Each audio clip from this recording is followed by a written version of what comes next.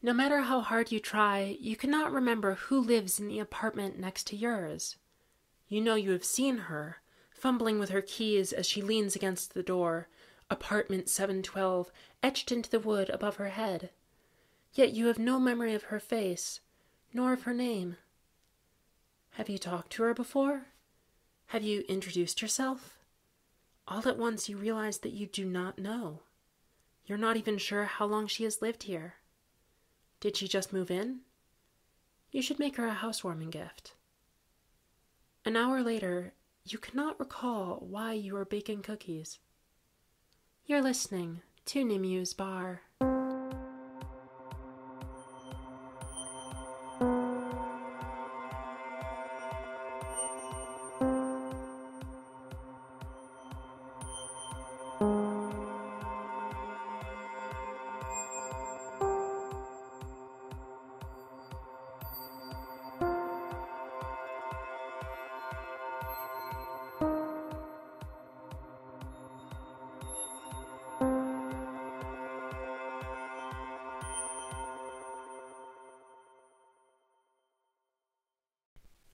This week, Chapter 3, A Portrait of Flame.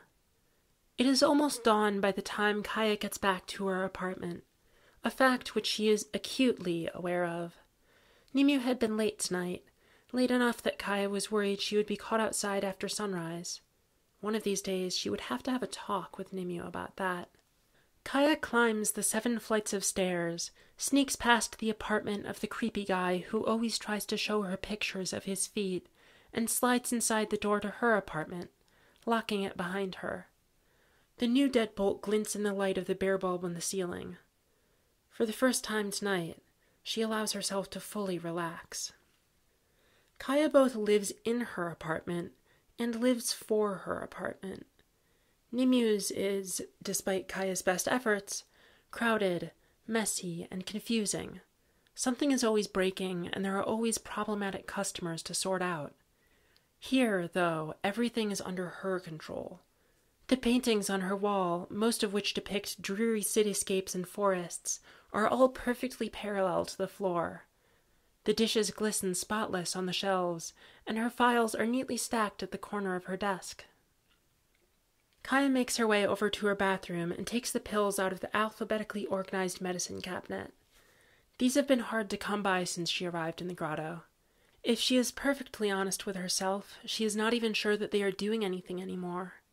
After all, her body does not respond to rest. Why should it respond to hormones? The alternative is giving up hope, though, and that's not something she can afford to do. She shakes out 2 white pills and 2 blue ones and swallows them all at once, wincing at the taste of the white ones. The light bulb above her bed flickers, and Kaia squints at it in irritation.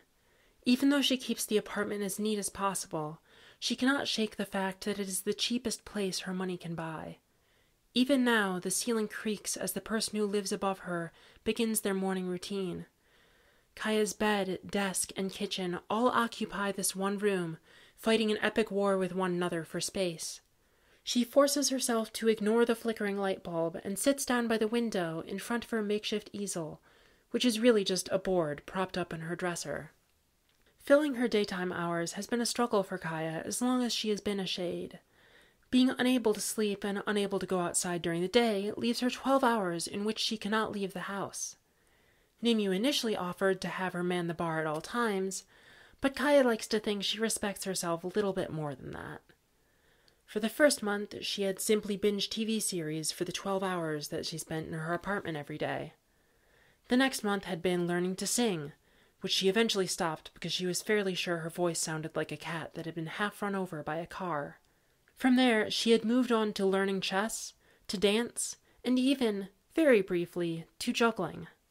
For the past month, she had spent her days painting. Most of her work is stacked in her closet. The ones in her wall are the odd ones out. The bulk of her work just depicts things in her room. The knife she uses to cut meat. Her desk.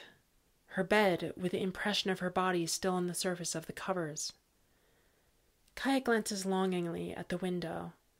Beyond that is something real to paint. The grotto and the city beyond it. Biting her lip, she brushes the smooth beige blinds with her hand. Just for a few minutes. She raises her blinds the tiniest amount, filling the room with the clicking of plastic.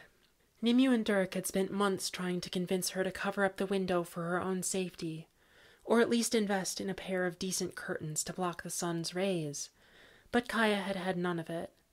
A normal human wouldn't do that, so neither will she. Through the crack between blinds and window, the city is spread out before her, looking oddly flat in the light of pre-dawn. She smiles, grabs her brush, and begins to paint.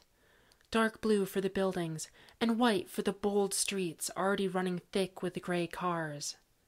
The work absorbs her so completely that she forgets about the sun, until it finally peeks up over the mass of Eclipse Tower on the eastern edge of the grotto. She doesn't notice until a single sunbeam lances directly through the crack in her window, landing on the hand that she is holding the paintbrush with. She freezes, and for a moment she can feel the sun's warmth, and her heart leaps. Is it finally over? Can she finally go outside again? A tongue of waxy, bright yellow flame erupts from her skin, the flesh beneath it bubbling. Kaia shrieks and drops the paintbrush, tumbling from her chair. Her arts and paints crash onto the floor in a splatter of vivid color. She staggers to the sink and shoves her hand under the tap, yelling in pain when the water impacts her thumb. When she finally removes her hand from the water, the skin is completely blackened and fused. It looks inhuman and artificial. The entire apartment smells like rotting meat, and a mere 6 feet away, the bolt of sunlight continues to lazily flow through the window. Cradling her hand, Kaia inches across the room, avoiding any contact with the deadly beam. She reaches out and delicately lowers the blinds. Kaia quietly surveys the mess, the memory of her heart still pounding against her ribs. Half of her panic is from what just happened, and half is from the splashes of paint scattered across her floor and bed. She glances at the photo that previously sat on her desk and now occupies the floor. 2 high schoolers stand in the picture, one in a tuxedo and the other in a dark blue dress, holding a corsage. The one in the tuxedo is smiling and in sharp focus, but the one in the dress's face is an unrecognizable blur. A few drops of blue paint have scattered across the photograph, perfectly matching the color of her dress. Kaia takes the picture and brushes it off as gently as she can with a paper towel, before positioning it so it is flush with the corners of the desk. Slowly and mechanically, she gets out a sponge and begins cleaning up the mess. It's just another day, she tells herself. Just another day. Nimue's Bar is written and produced by For Lack of Stars. You can find Nimue's Bar on Tumblr, YouTube, Facebook, Twitter, and Libsyn, as well as through most major podcast aggregators. We are also now on tapas.io if you prefer to read the story instead of listening. That's it for this week. We hope that you are enjoying the story and that you will join us next week for Chapter 4, Lorelei.